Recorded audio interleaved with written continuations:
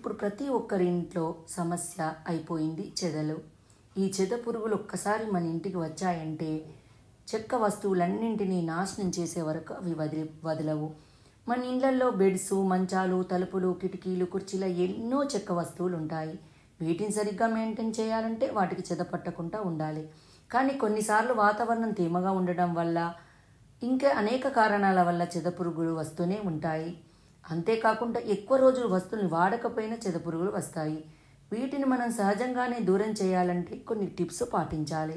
మొదట్లో చెద పురుగులు ఒక చోట చేరాక రానవి మొత్తం చెక్క వస్తువుల్ని నాశనం చేస్తాయి.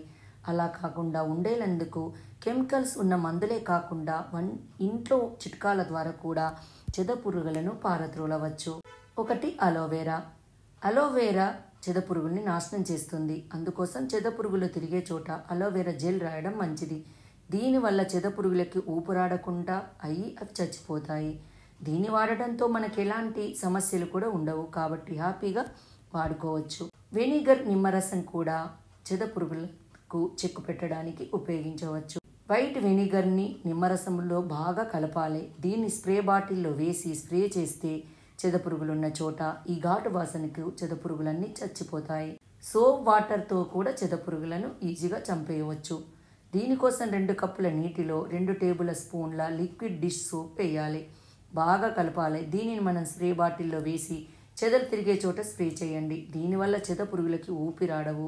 అంతేకాదు చెద పురుగుల గుడ్లు కూడా నాశనమై మళ్ళీ పెరగవు. కాబట్టి దీన్ని కూడా మనం స్ప్రే చేయొచ్చి కాపాడుకోవచ్చు. కార్డ్బోర్డు అంటే చెద పురుగులు చెక్క వాసనకి చాలా అట్రాక్ట్ అవుతాయి. అవి ఏ రూపంలో ఉన్నా కూడా అవి గ్రహించలేవు.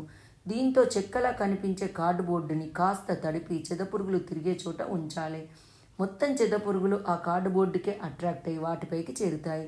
దీంతో వెంటనే మనం దాన్ని తీసివేసి బయటపారేయచ్చు. వాజ్లైన్తోను కూడా చెక్ పెట్టవచ్చు. దీనిని ఏదైనా స్పాచ్యులా తీసుకొని చెదలు ఉండే చోట రాస్తే దీంతో చెద పురుగులు దరిచేరవు. ఉప్పు మనందరి ఇళ్లలో ఉంటుంది. దీన్ని కేవలం వంటింట్లో వాడడమే కాకుండా చెద పురుగులను కూడా పారద్రోలడానికి వాడవచ్చు.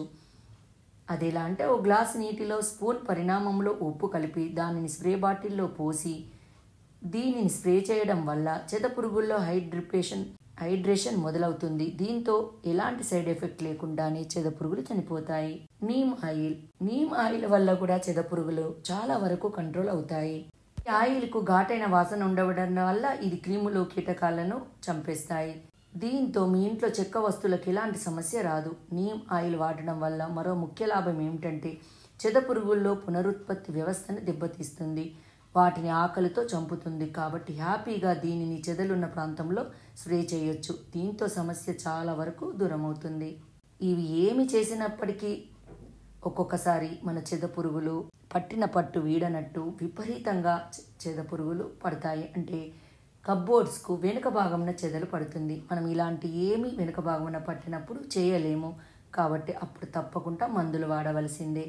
కానీ మనకు కనబడే భాగంలో చెదలు ఉన్నప్పుడు మొదట మనం ఇంటి చిట్కాల ద్వారా చెద పురుగుని పారద్రోలే ప్రయత్నం చేయండి.